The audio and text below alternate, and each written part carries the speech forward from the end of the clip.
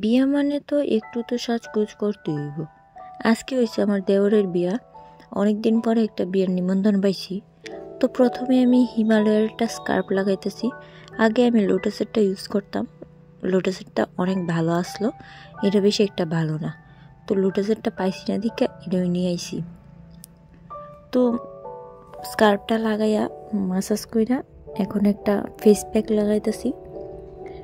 তারা সবাই আমারে কইতেছে আমারে নাকি ভূতের মতো লাগতেছে। তো লাগলে আর কি করুম, বরযাত্রী যামু, একটু না সাজলে হইব, কৌতো তোমরই। তো গল্প করতে করতে প্যাকটা লাগাই লাইছি। লাগাইয়া কিছুক্ষণ টাইম রাখা মুখটা শুকাইলে তারপরে ধুইলাম। 2000 years later এখন বাজে প্রায় 6টা। আমরা সাজগোজ শুরু করে দিছি। বরযাত্রী যাইবে উঠলে 9টার সময়। আমরা তো এখন থেকেই সাজগোজ শুরু করে দিছি, কারণ জানি দেরি হইব। আমরা যতই তাড়াতাড়ি করি না কেন দেরি হইবই। যতক্ষণ না বাড়ি থেকে বেরোম ততক্ষণ আয়নার সামনে থাকতে লাগে। 6টার থেকে শুরু করেও 9টার মধ্যে শেষ করতে পারছি না, বয়া খাইতে লাগছে। আর আমরা তো বাঙালি, তো 9টা করলে তো 10টা বাজবই। জামাইও 9টার টাইম দিয়া বের হইছে 10:30টার সময়। তো যাওয়ার সময় আবার রাস্তার মধ্যে এই বরযাত্রীর পার্টিটারে দেখলাম, জামাইরা ডিজেল লাইট টাইট লাগাই গাড়িটাতে যেতেছে। তো এটার দেহনের লেগে খুব চেষ্টা করছি আমরা আগে যাওয়ার, অনেক কষ্ট করে তারপরে আগে গেছি, গিয়ে সেটা দেখছি গাড়ির দিদি তারাও কইতেছে আগে যাইতো দেহনের লেগে।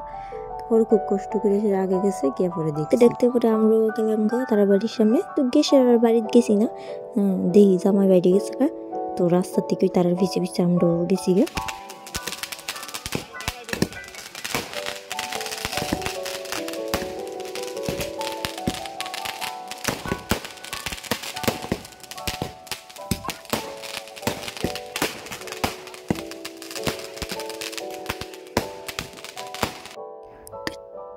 ছেলের বাড়ির থেকে মেয়ের বাড়ি বেশি দূরে না, প্রায় আমরা মনে চাইতে 10 থেকে 15 মিনিট লাগছে।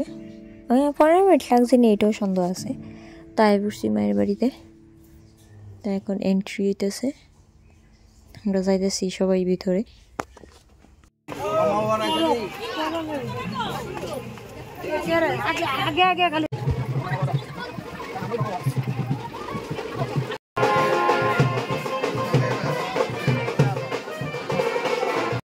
আয়ই শুরু করে দিছে তারা নাচ।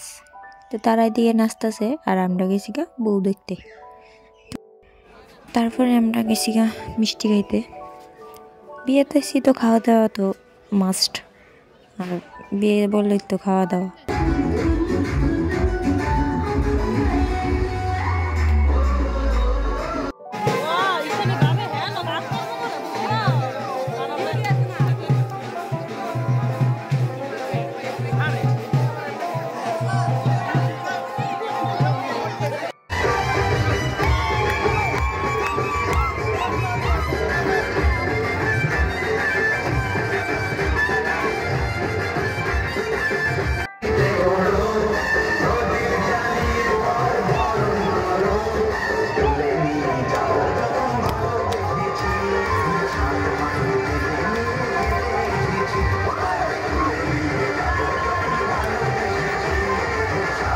তো এখন প্রায় 12টার মতো বেঁচে গেছে। তো কোন ছবিটা দিকে এসে আমরা সবাই মিলে খাওয়া দাওয়া করে নিতেছি। রাত্র অনেকটা হয়ে গেছে।